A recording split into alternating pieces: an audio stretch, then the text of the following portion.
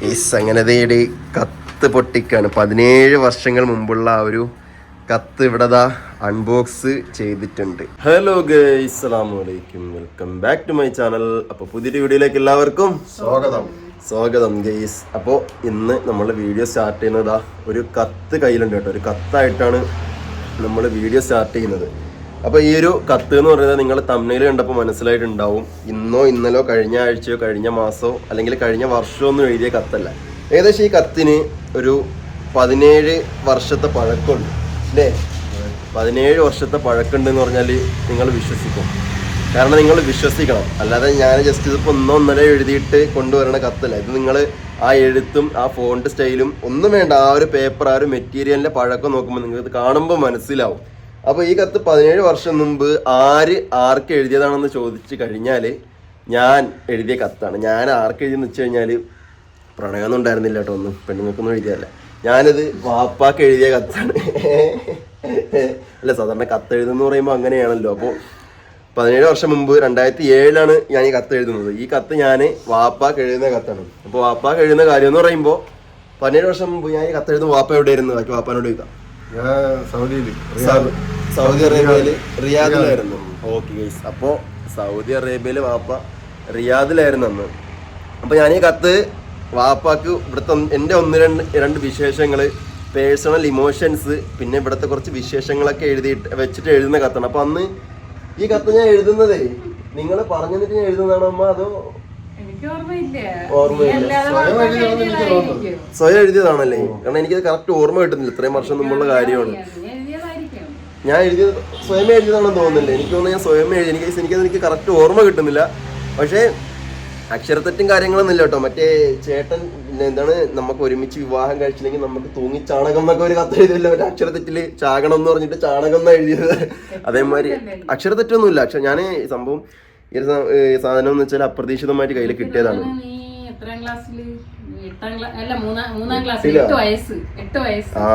2ലോ 3ലോ പഠിക്കുമ്പോ ആണെന്ന് തോന്നുന്നു. അപ്പോഴെഴുതിയ കത്താണ്. അക്ഷരത്തെറ്റ് കാര്യങ്ങളൊന്നുമില്ല. അതെ, 2ഓ 3ഓ ആണ്. അതെ, അപ്പൊ അക്ഷരത്തെറ്റ് കാര്യങ്ങള് ഒന്നുമില്ല. പക്ഷെ ഫോണ്ട് സ്റ്റൈലിന് ചെറിയ വൃത്തിക്കുറവുണ്ട്. ആ സമയത്ത് എഴുതുന്നല്ലേ, പേന പിടിക്കുന്നതും പഠിച്ചു തുടങ്ങുന്ന സമയങ്ങളാണ് ഗൈസ്. അപ്പോൾ അന്ന് വാപ്പ എഴുതിയ കത്താണ്. അപ്പോൾ ഏതായാലും വല്ലാതെ വലിച്ചു നീട്ടുന്നില്ല. അപ്പോൾ കത്ത് ഇതിൻ്റെ ഉള്ളിലുണ്ട്. അപ്രതീക്ഷിതമായിട്ട് എനിക്കിത് കിട്ടി. ഞാനൊന്ന് തുറന്ന് നോക്കി. അപ്പോൾ നിങ്ങൾക്ക് കൂടെ ഒന്ന് കാണിച്ചു തരാമെന്ന് വിചാരിച്ചു. അപ്പോൾ അങ്ങനെ ഒരു വീഡിയോ ആയിട്ട് വന്നതാണ്. അപ്പോൾ ഇതാണ് ആ കത്ത്. ഇതിൻ്റെ ഉള്ളിലാണ് നമ്മൾ സാധനം ഉള്ളത്. അപ്പോൾ അതിനകത്ത് എൻ്റെ പേര്, വാപ്പയുടെ പേരൊക്കെ കൃത്യമായിട്ട് എഴുതിയിട്ടുണ്ട്. അപ്പോൾ ഏതായാലും സാധനം ഒന്ന് വായിച്ചു കൊടുക്കാം. ഇനിയിപ്പോൾ ഇനി വേറെ പറയാനുള്ളൊരു കേസ് കൂടെ ഉണ്ട്. അതായത് അത് ഞാൻ നിങ്ങൾക്ക് ഇപ്പോൾ പറയുന്നില്ല, കത്ത് ഓപ്പൺ ആക്കിയിട്ട് ഞാൻ നിങ്ങൾക്ക് പറഞ്ഞുതരാം. ഓക്കെ ഗൈസ്, അപ്പോൾ ഇതാണ് നമ്മുടെ കത്ത്. ഇതാ കണ്ടില്ലേ? ഇതിനകത്ത് ബൈ എയർമെയിൽ നിജാസ് കല്ലുതേരി, നമ്മുടെ സ്ഥലമാണ് കേട്ടോ. നിജാസ് കല്ലുതേരി, നിസാർ IP, റിയാദ് എന്ന് എഴുതിയിട്ടുണ്ട്. അപ്പോൾ ഈ കത്തിന് സ്റ്റാമ്പ് ഇല്ലല്ലോ. ഇത് നമ്മൾ എന്തായിരുന്നു, നാട്ടിൽ നിന്ന് വന്നപ്പോൾ കൊടുത്തു വിട്ടതാണ്. ആരോ നാട്ടിൽ നിന്ന് വന്നപ്പോൾ ആളുടെ കൊടുത്തു വിട്ടതാണ്. അപ്പൊ പണ്ട് നമ്മൾ അങ്ങനെ ചെയ്യുമായിരുന്നല്ലേ? ആരെങ്കിലും പോകുന്നെങ്കിൽ ചമ്മന്തി, ഉണ്ണിയപ്പം, നെയ്യപ്പം എന്നല്ല കൊടുത്തുണ്ട്. ഇതേപോലെ വിശേഷങ്ങൾ എഴുതിയ കത്ത് കൊടുത്തു വിടുമായിരുന്നല്ലേ? അത് ഞാൻ നിൽക്കുന്ന സ്ഥലത്ത് റിയാദിൽ ഇവിടെ ഉള്ള ഒരുപാട് ആൾക്കാരുണ്ടായിരുന്നു.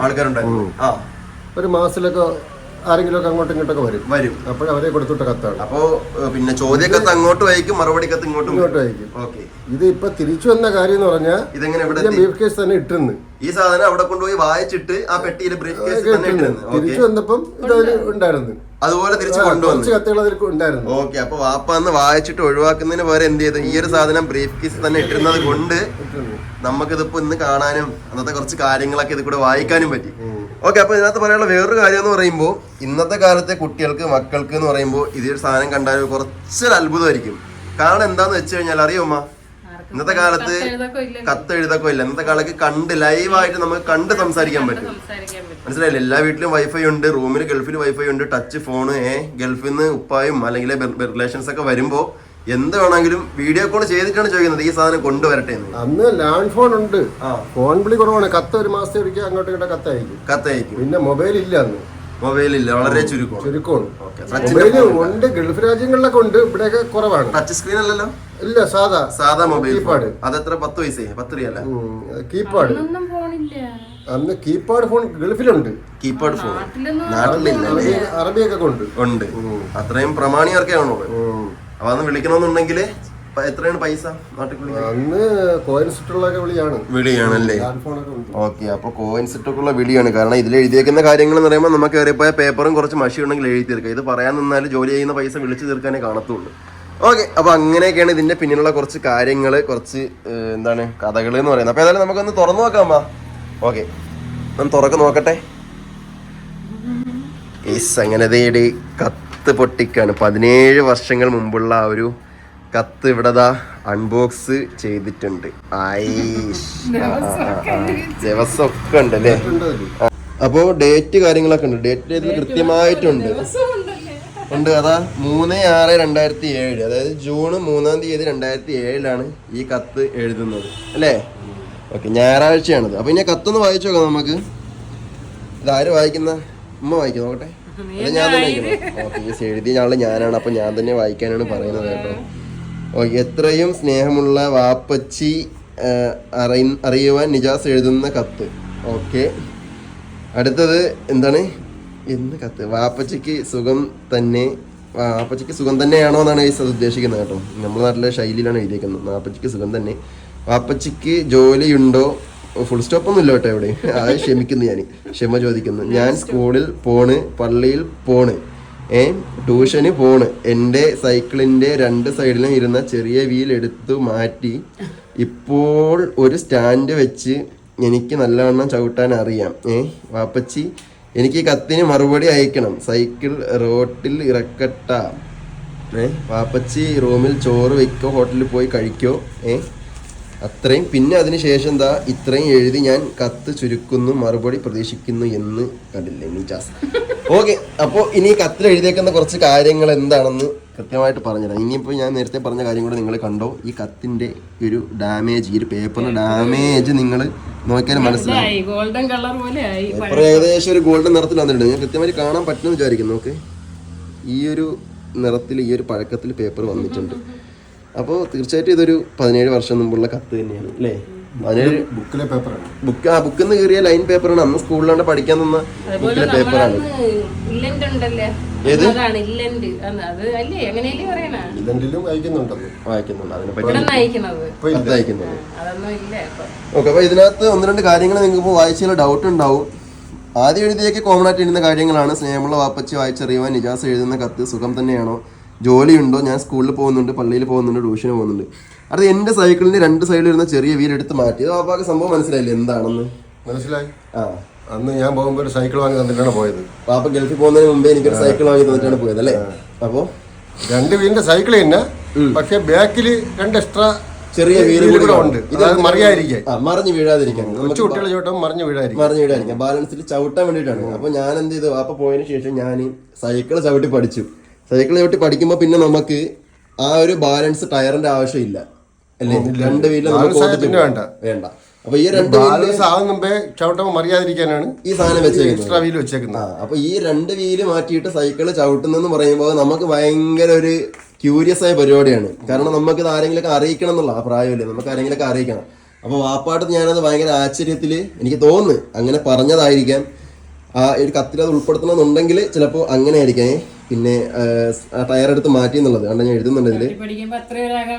ഇല്ല, അതാണ്. ഇപ്പോൾ ഒരു സ്റ്റാൻഡ് വെച്ചിട്ടുണ്ട്. കാരണം അപ്പോൾ ആ ടയർ ഇരിക്കുമ്പോൾ സ്റ്റാൻഡിന്റെ ആവശ്യമില്ല. ഇപ്പോൾ ഒരു സ്റ്റാൻഡ് വെച്ചിട്ടുണ്ട് എന്ന് പറയുന്നുണ്ട്. പിന്നെ എനിക്ക് നല്ലവണ്ണം സൈക്കിൾ ചവിട്ടാൻ അറിയാം. ഓക്കെ, അപ്പൊ അതും പറയുന്നുണ്ട്. അപ്പോൾ ആ സമയമാണ് ഞാൻ സൈക്കിൾ ചവിട്ടി പഠിക്കുന്നതെന്ന് അതൊന്നും മനസ്സിലായി. ചെറിയൊരു സൈക്കിൾ കേസ് ഉണ്ടായിരുന്നു.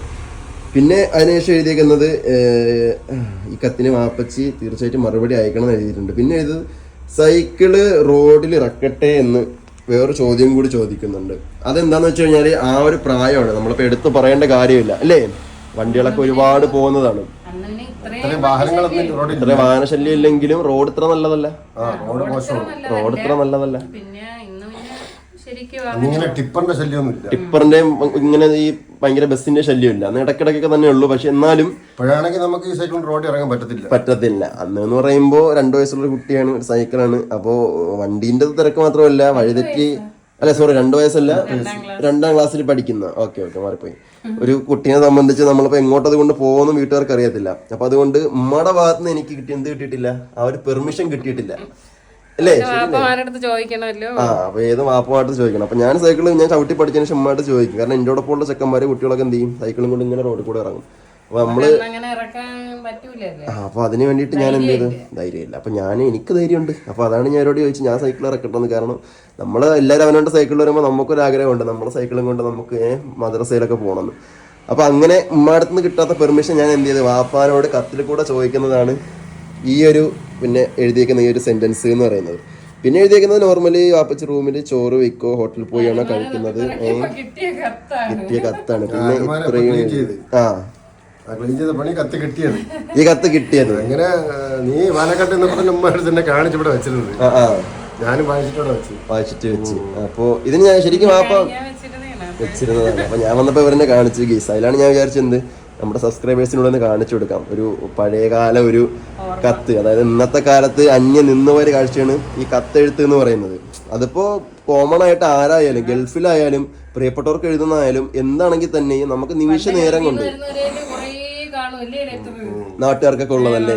ഇന്ന് പറഞ്ഞു കഴിഞ്ഞാല് ഫോൺ എടുക്കുക, മൊബൈൽ ഡാറ്റ ഓൺ ആക്കുക, വാട്സാപ്പ്, വീഡിയോ കോള്, പരിപാടി കഴിഞ്ഞു. സ്പോട്ടില് അതാണ്. മുമ്പൊക്കെ ഒരു മരണമൊക്കെ ഉണ്ടെന്നുണ്ടെങ്കിൽ നമ്മളത് അറിയിച്ചു കഴിഞ്ഞാല് ഇവിടെ പിന്നെ എന്താണ് ദിക്കറ് കഴിഞ്ഞിട്ട് ചടങ്ങ് കഴിഞ്ഞിട്ട് അവിടെ സാധനം എത്തത്തുള്ളൂ. ഏയ് എവിടെ. കാരണം വാട്സപ്പ്, മൊബൈൽ ഡാറ്റ ഒക്കെ വന്നതിന് ശേഷം നമുക്ക് എന്തിപ്പോ നമ്മൾ നാട്ടിൽ നിന്ന് സാധനം കൊണ്ട് വരാണെങ്കിൽ തന്നെ ശരിയല്ലേ, ഞാൻ പറഞ്ഞത് ശരിയല്ലേ, നമ്മൾ അവിടെ സൂപ്പർ മാർക്കറ്റിൽ പോയിട്ട് നമ്മൾ വീഡിയോ കോൾ ചെയ്യും. വീഡിയോ കോൾ ചെയ്തിട്ട് ചെരുപ്പ് ഇത് ഈ മോഡൽ മതിയോ, ഡ്രസ്സ് ഈ മോഡൽ മതിയോ, മൊബൈൽ ഫോൺ ഏത് പുതിയ മോഡൽ വേണം, അതാണ്. അതെ, ഇഷ്ടപ്പെട്ടത് മാത്രമേ എടുക്കത്തുള്ളൂ. പണ്ട് എന്ന് പറഞ്ഞാല് നമുക്ക് ആ പെട്ടി തുറക്കുമ്പോൾ തന്നെ ഒരു മണമുണ്ട്. ആ മണം എന്ന് പറയുന്നത് നമ്മളാ കൊണ്ടുവരുന്ന ഡ്രസ്സ് കഴുകത്തില്ല, അത് 2-3 ദിവസം ഇടും. കാരണം ആ പേർഷ്യ മണമെന്നാണ് പറയുന്നത് കുട്ടികൾ. അതേപോലെ തന്നെ നമ്മൾ വാപ്പായ മിഠായും ഇതൊക്കെ കൊണ്ടുവരുമ്പോൾ നമ്മളെ സ്കൂളിൽ കൊണ്ടുപോകും. അപ്പോൾ കുട്ടികൾ പറയും ഓ പേർഷ്യൻ്റെ മണം, ഗൾഫിൻ്റെ മണം, പ്ലെയിനിൻ്റെ മണം എന്നൊക്കെ പറയും. ഗൾഫിൻ്റെ മണം എന്നൊക്കെയാണ് അന്ന് പറയുന്നത്. അപ്പോൾ അതൊക്കെ ഒരു നൊസ്റ്റാൾജിക് ഓർമ്മകളായിരുന്നു അതൊക്കെ അല്ലേ. അപ്പോൾ ഇന്നൊന്നും ഇനി അത് തിരിച്ചു കിട്ടത്തില്ല, കാലം മാറി. ഇപ്പം പിന്നെ ജനിക്കുന്ന കുട്ടികൾ 2 വയസ്സും അല്ലെങ്കിൽ 6 മാസമൊക്കെ ആകുമ്പോൾ തന്നെ എന്തിന് ഡെലിവറി കഴിയുന്നതന്നെ ഗൾഫിലാണ് ആൾക്കാർ ഇപ്പോൾ, ശരിയല്ലേ. അപ്പോൾ കാലം മാറി, അതനുസരിച്ച് ഓരോ കോലങ്ങളും സ്റ്റൈലുകളും രീതികളും ശൈലികളും എല്ലാം മാറിയിട്ടുണ്ട്. അപ്പോൾ എന്തായാലും ഈ കത്തിന് വാപ്പ മറുപടി എഴുതി തന്നായിരുന്നു. എനിക്ക് മറുപടി അയച്ചിട്ടുണ്ടായിരുന്നു അല്ലേ.